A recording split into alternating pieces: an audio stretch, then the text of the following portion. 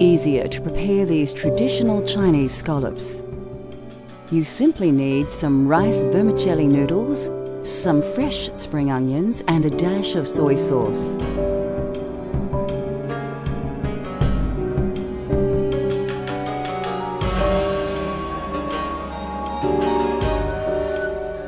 Of course, you'll also need some of the delicious XO sauce that we've just prepared to put the finishing touches to this dish.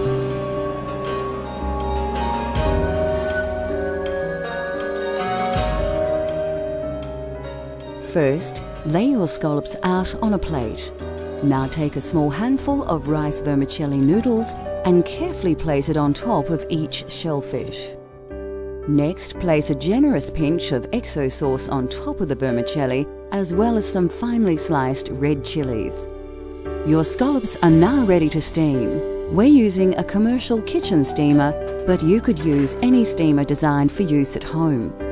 Put the plate of scallops into the steamer for about 2 minutes. Then remove the plate and finally top with a few slithers of freshly chopped spring onion and a dash of soy sauce.